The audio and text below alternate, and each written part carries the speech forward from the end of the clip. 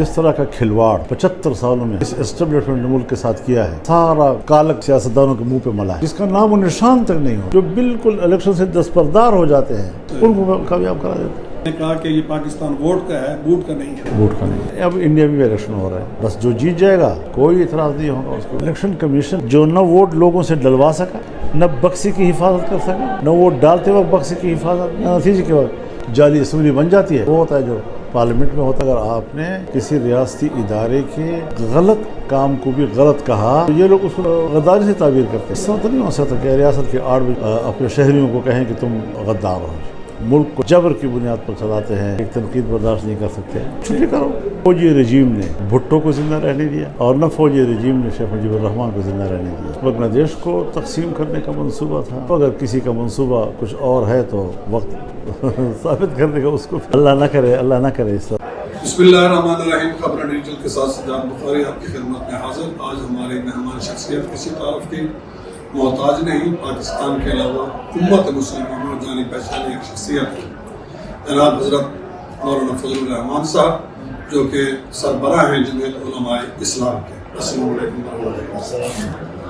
قبلہ، آپ نے مظفر گڑھ میں جو خطاب کیا وہ اس قدر گرم تھا کہ ہم یہاں کے لوگ گرمی سہنے والے وہ بھی برداشت نہ کر سکے۔ ہماری گرمی سے بھی آپ کا خطاب زیادہ گرم تھا۔ تو ظاہر ہے جی، جس طرح کا عنوان ہوتا ہے، جس طرح کا ماحول ہوتا ہے، جو موقف لے کر آپ اٹھتے ہیں جی، اسی مناسبت سے گفتگو ہوتی ہے۔ پھر آپ نے فرمایا کہ میں غلام نہیں بنوں گا، ملک چھوڑ جاؤں گا، جبکہ ہمارے بچپن میں آپ کے والد مرحوم مقبول رحمہ اللہ حضرت مفتی محمود صاحب نے ہر جابر کا مقابلہ کیا، یہاں تک کہ حیدرآباد ٹریبونل کیس تک بھی وہ گئے۔ انہوں نے کبھی اس طرح کا جو ہے وہ مایوسی کا اظہار جو ہے وہ نہیں کیا، اور آپ کیسے جا سکتے ہیں؟ آپ کے پیچھے تو ایک پوری آپ کے فالوور ہیں، ہزاروں نہیں لاکھوں کی تعداد میں۔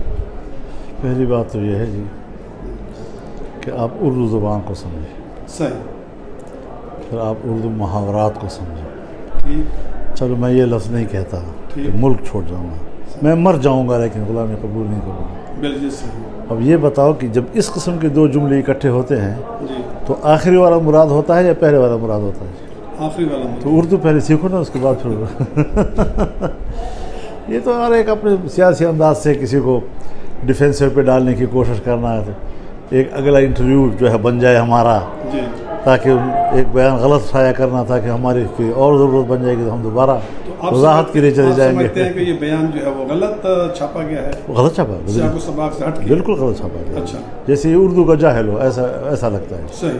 جس نے تو آپ کا فرمانا یہی ہے کہ مر جائیں اور گے، انہوں نے معذرت کر لی، جی، انہوں نے معذرت کر لی معذرت بھی کر لی کہ جو چیزیں محاورے میں ہمیشہ کہی جاتی ہے ان کا مفہوم جو ہے وہ بھی اسی طرح لوگ فوراً پہچان لیتے ہیں۔ صحیح۔ تو مقصود بذات جو ہوتا ہے ہمیشہ اس طرح کے جملوں میں دوسرا ہوتا ہے۔ صحیح۔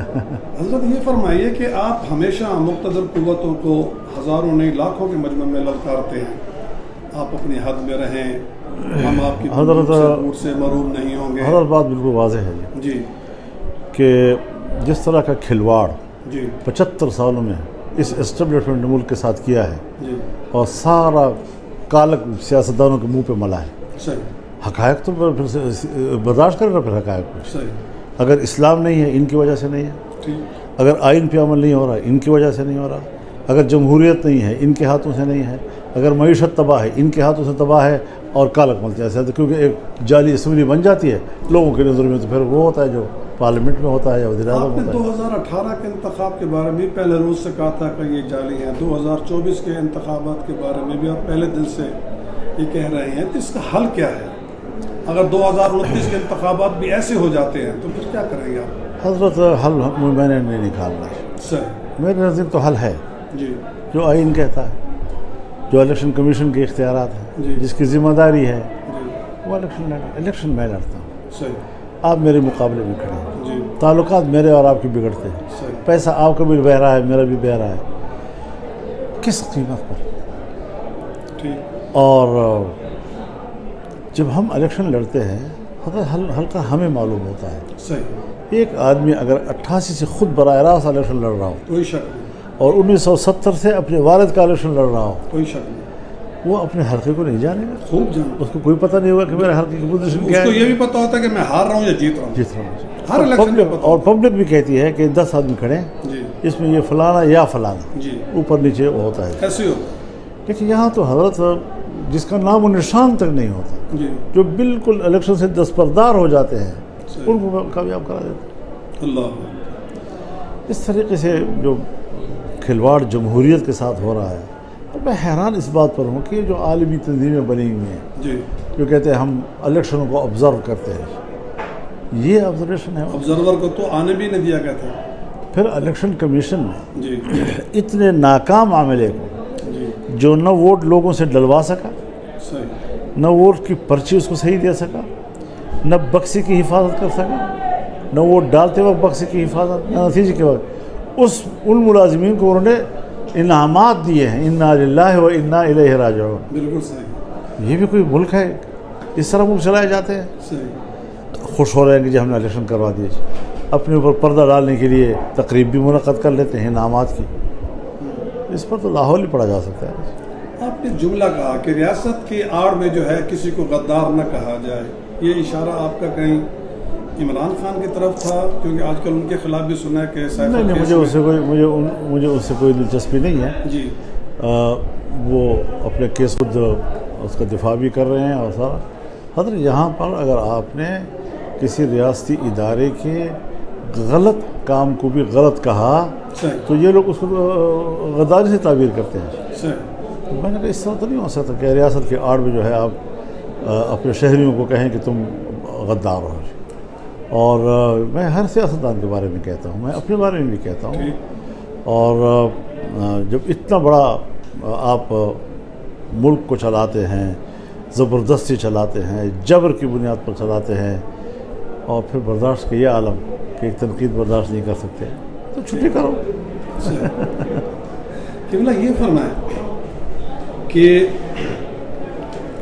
یہ جو اس وقت افراتفری ہے، عدلیہ ہو، مقتدر قوتیں ہوں، اپوزیشن ہو، حکومت ہو، اس کا کوئی آپ کی نظر میں اینڈ ہے؟ اور کب اور کہاں تک ہے اور کیسے ہے؟ میرے خیال میں اصول یہی ہے کہ غلط ٹھیک ہو جائے، غلط ٹھیک ہو جائے، غلط ٹھیک ہو جائے، صحیح کو کہنا کہ صحیح نے کس طرح مسئلے کا حل پیش کرنا ہے، یعنی اپنے آپ کو غلط کرنا ہے پہلے سے، صحیح، تو جو غلط ہے اس کو تسلیم کر لینا چاہیے کہ سب کچھ میری وجہ سے ہے، اور اس کے لیے مجھے آئندہ کے لیے اس پہ مداخلت نہیں کرنی چاہیے، صحیح، خیر خیریت ہو جائے گی، آسمانوں پر چلا جائے گا، زمین نیچے چلی جائے گی۔ بالکل صحیح کہا آپ نے، میں بھی عوام سے بات کروں گا، میرا مخالف کینڈیڈیٹ بھی عوام سے بات کرے گا، میرا اس دوسرا کینڈیڈیٹ بھی، اور پھر عوام نے جس کو پسند کر لیا۔ بالکل صحیح، جمہوریت میں ووٹ کا جو حق ہے وہی ہے، وہ جو آپ نے کہا کہ یہ پاکستان ووٹ کا ہے، بوٹ کا نہیں ہے، ووٹ کا نہیں، اس لیے آپ کہہ رہے ہیں کہ عوام کا حق ہے۔ یعنی اب انڈیا میں بھی الیکشن ہو رہا ہے، ٹھیک ہے، بس جو جیت جائے گا کوئی اعتراض نہیں ہوگا اس کے اوپر، بالکل ریپبلکن نے ووٹ دے دیا، اب کیا کریں؟ بالکل صحیح۔ یہ فرمایا کہ بھائی آخر دو سوال کہ بنگلہ دیش کی ایک ویڈیو جو ہے بانی عمران خان نے اپلوڈ کی، کیا آپ سمجھتے ہیں کہ یہ وہ حالات اور آج کے حالات سے کوئی مخاصمت ہے؟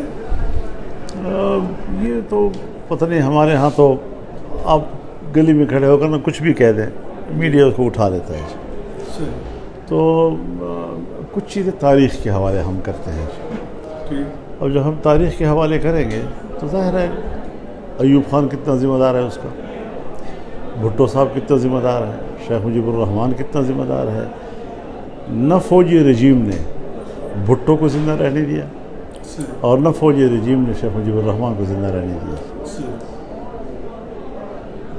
وہ پاکستان کا لیڈر تھا، وہ بنگلہ دیش کا لیڈر تھا، ایک بھی زندہ نہیں رہ سکے۔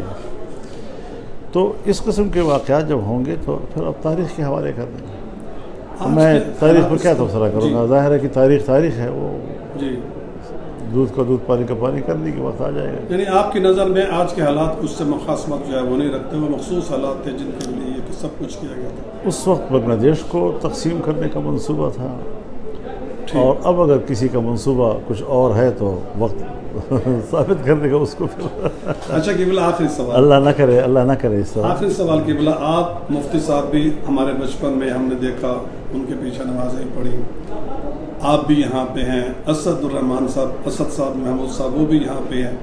ملتان سے آپ کا خاصا لگاؤ ہے، ملتان کے لوگوں کا آپ کے اوپر حق بھی ہے. صوبہ جنوبی پنجاب آج تک نہیں بنایا گیا. عمران خان نے کہا ہم بنائیں گے، سیکریٹریٹ بنا دیا گیا. چلے 17-20 سیکٹری یہاں پہ آئے، کچھ تھوڑا بہت ریلیف ملنے لگا.